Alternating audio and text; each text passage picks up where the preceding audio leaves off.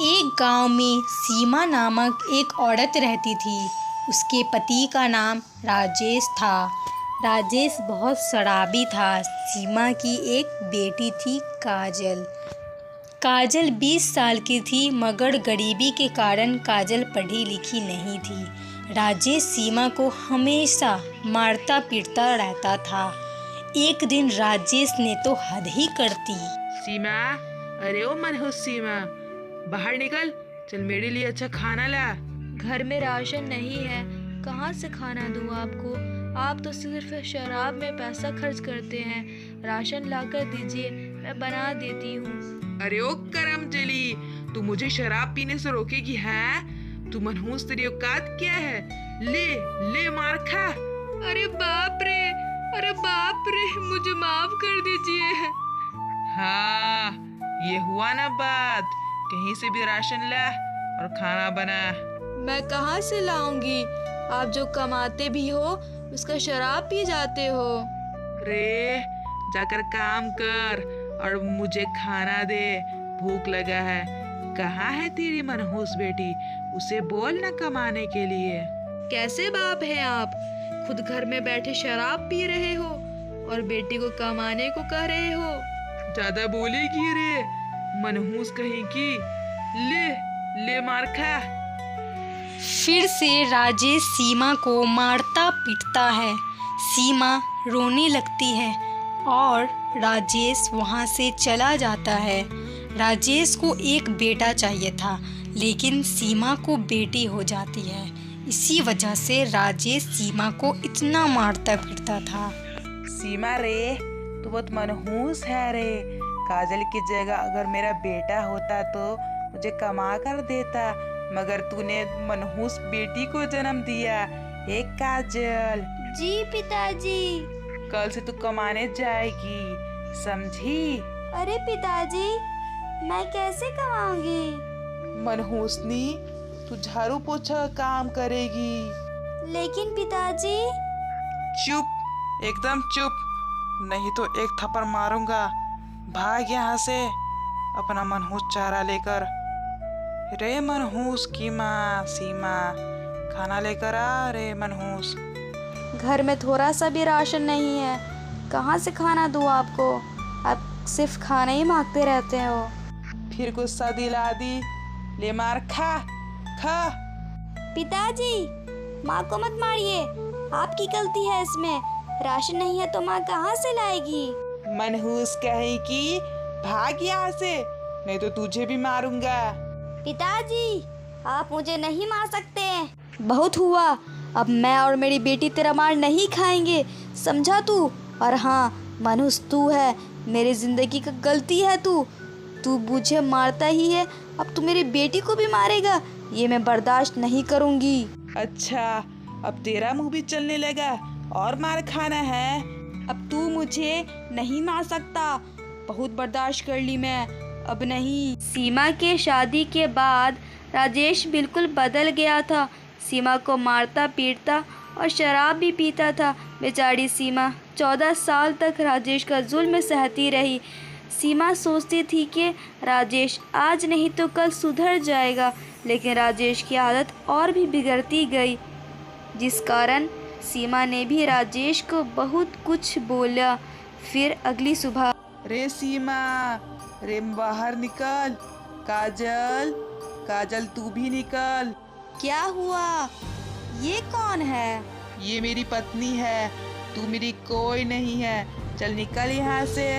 अरे पिताजी, अब हम लोग का क्या होगा? हाँ?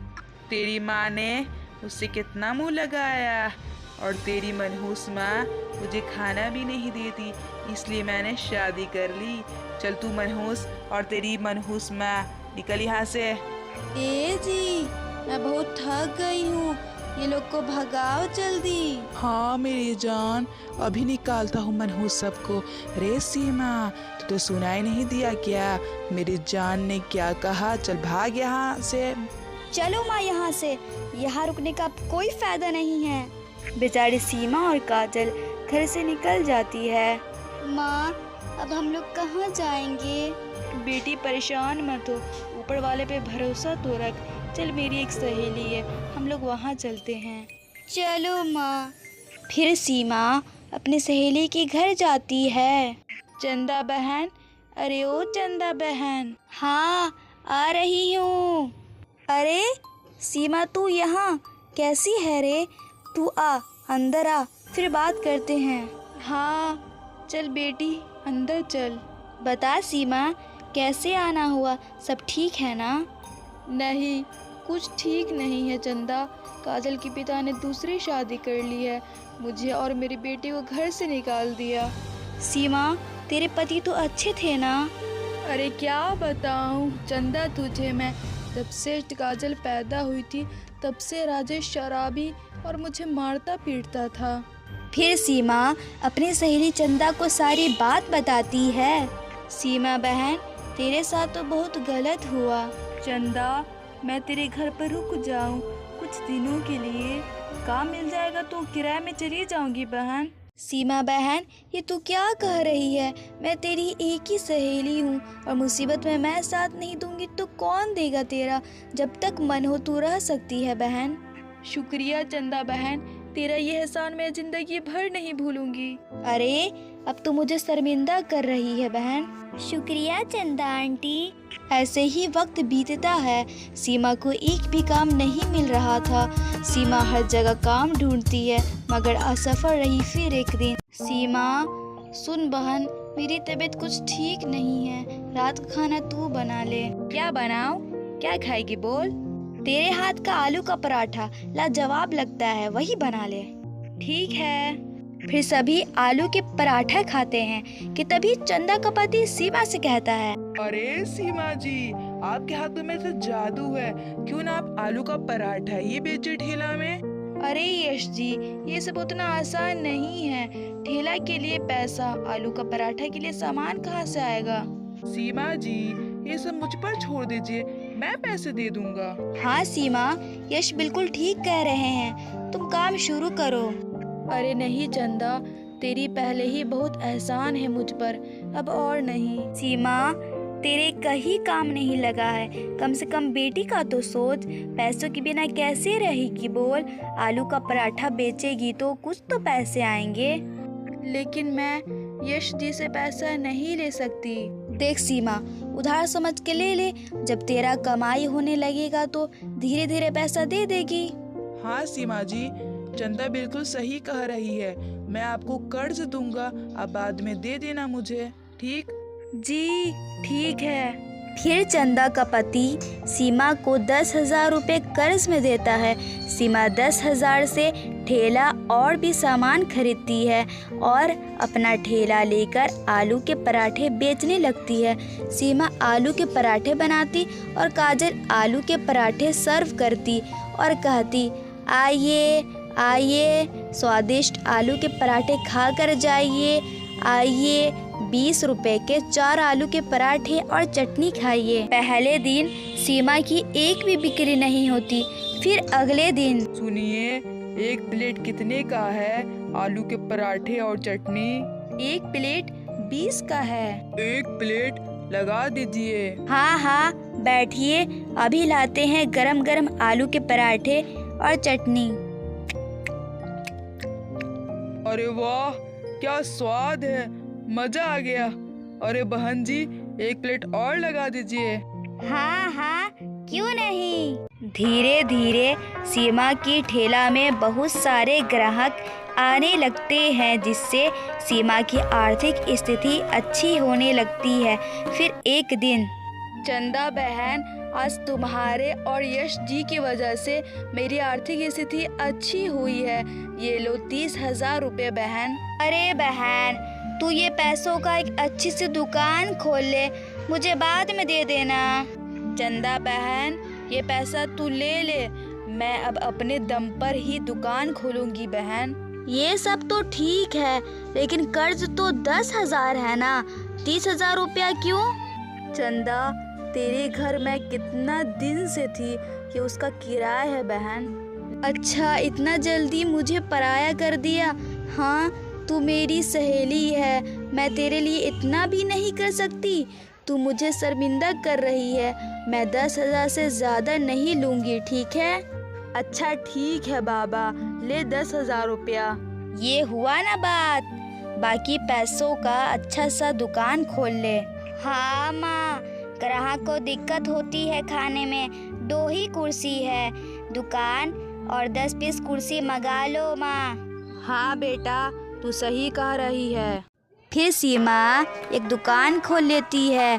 ग्राहक को ये बात पता चलता है तो बहुत सारे ग्राहक आने लगते हैं, जिससे सीमा और भी अमीर हो जाती है और एक बड़ा घर खरीदती है। ऐसे ही समय गुजरता रहता है। फिर एक दिन दुकान पर एक अमीर ग्राहक आता है, जिसका नाम रवि था। अरे साहब, आइए आइए, बैठिए। रवि काजल को देखता ही रहता है। आइए ना साहब, बैठिए।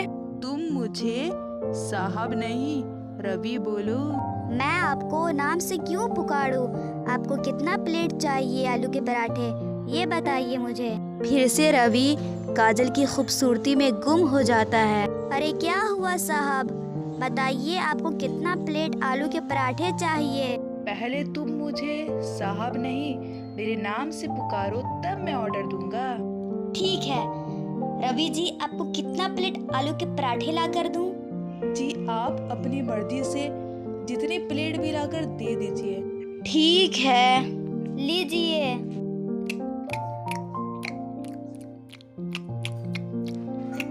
वाह क्या स्वाद है, तुम बहुत खूबसूरत हो। ये आप क्या कह रहे हैं? तुम्हारी माँ कहाँ है? मुझे बात करना है।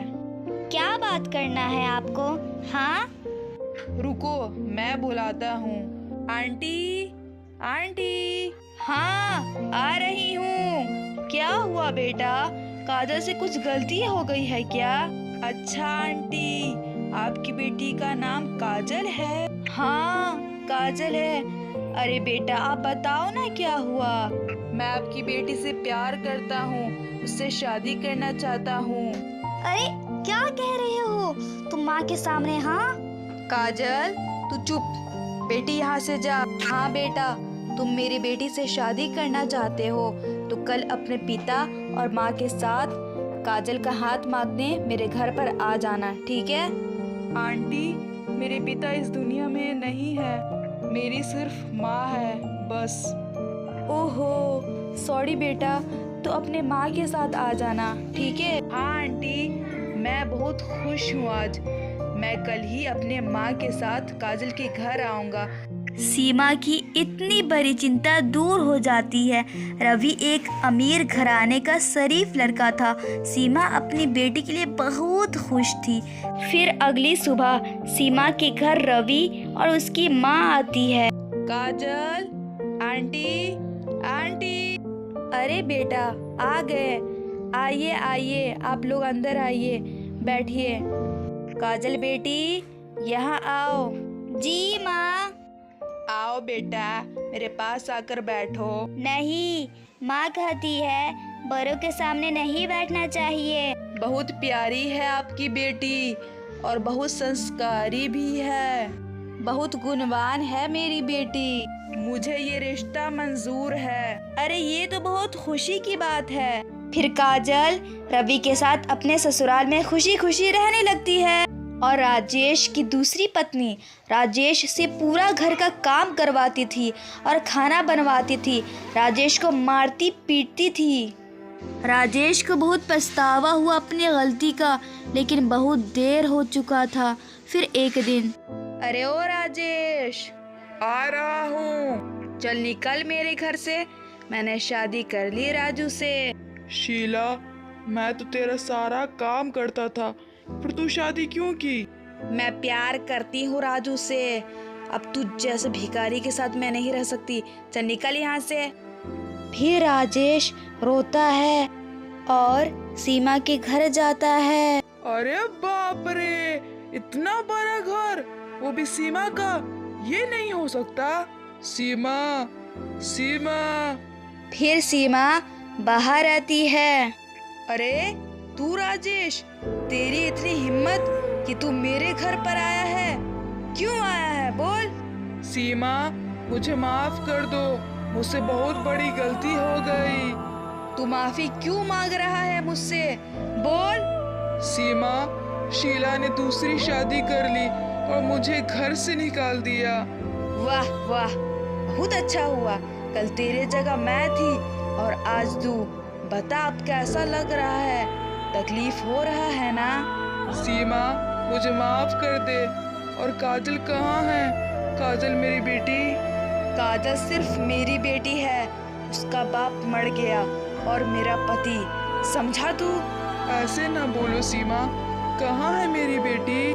काजल की मैंने शादी कर दी, अपने ससुराल में है मेरी बच्ची। क्या?